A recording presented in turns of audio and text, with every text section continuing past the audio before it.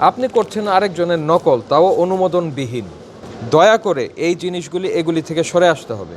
Licence যখন পাবেন তখন ওখানে পরিষ্কারভাবে আপনার মোড়কের ছবি, তারপরে আপনার প্রোডাক্টের ছবি ওখানে ওটা থাকতে হবে, সেটাকে অ্যাপ্রুভ করাইতে হবে।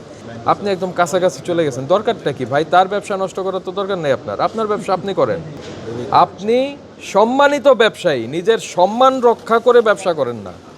এইসব উল্টাপাল্টা কাজ করার দরকারটা কি ভাই? এটা শুধু নকল না, এটা মানুষের জীবনের জন্য বিপজ্জনক। কেন বলেন? আপনি যখন এটা ড্রাগ অ্যাডমিনিস্ট্রেশনে আবেদন দিবেন অনুমোদনের জন্য, তারা এসে একটা গাইডলাইন দিবে।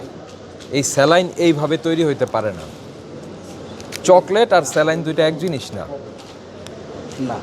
তারপরে এটা এসএমসির লুক অ্যালাইক হইতে পারে না। আপনার মতো করে আপনি করেন আপনার নাম দিয়ে। ড্রাগ অ্যাডমিনিস্ট্রেশন যদি আপনাকে অনুমোদন দেয়, তো সেটার আপনি বিজ্ঞাপন দিবেন, বাজারে যাবে, তারপরে মানুষ কিনে খেয়ে যদি দেখা যায় যে সে ভালো ফলাফল পাচ্ছে, দামে কম পাচ্ছে, কোনো না কোনো একটা বিশেষত্ব তো থাকতে হবে। আপনি করছেন আরেকজনের নকল, তাও অনুমোদনবিহীন। খুবই দুঃখজনক।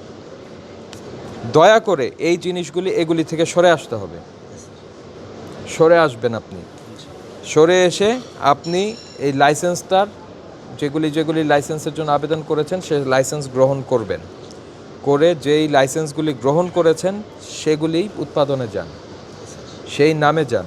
লাইসেন্স যখন পাবেন তখন ওখানে পরিষ্কারভাবে আপনার মোড়কের ছবি, তারপরে আপনার প্রোডাক্টের ছবি ওখানে ওটা থাকতে হবে, সেটাকে অ্যাপ্রুভ করাইতে হবে। তখন এই যে পালস দিয়ে আপনি বাজারজাত করতে পারবেন না। এটার নামে কোম্পানি আছে। আপনি একদম কাছাকাছি চলে গেছেন, দরকারটা কি ভাই? তার ব্যবসা নষ্ট করার তো দরকার নেই আপনার। আপনার ব্যবসা আপনি করেন। সেক্ষেত্রেও দেখা যাবে যে প্যাটেন্ট ডিজাইনে আপনার নামে একটা মামলা হবে। সেই মামলায় একটা বড় ধরনের আপনার ফাইন হলো। বুঝতে পেরেছেন? ভোক্তা অধিকার সংরক্ষণ অধিদপ্তর আসলো, ফাইন করলো। উপজেলা প্রশাসন আসলো, ফাইন করলো। তারপরে আপনার অন্য অথরিটি আসলো, বিএসটিএ আসলো, আপনাকে ফাইন করলো। ফাইন দিয়ে কি ব্যবসা করা যায়? ফাইন দিয়ে ব্যবসা করতে পারবেন না। আপনি আইন মেনে ব্যবসা করেন, ফাইন দিতে হবে না। আপনি সম্মানিত ব্যবসায়ী, নিজের সম্মান রক্ষা করে ব্যবসা করেন না। এইসব উল্টাপাল্টা কাজ করার দরকারটা কি ভাই?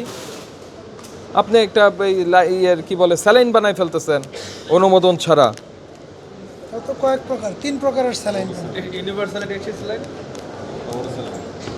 যখন আপনি টেস্টি নাম টাম যাই দেন, যখন স্যালাইন বলবেন তখন অবশ্যই ড্রাগ অ্যাডমিনিস্ট্রেশনের অনুমোদন লাগবে। যখন আপনি ফুড ড্রিঙ্ক বলবেন তখন কিন্তু এটা লাগবে না। আমার কথা বুঝছেন?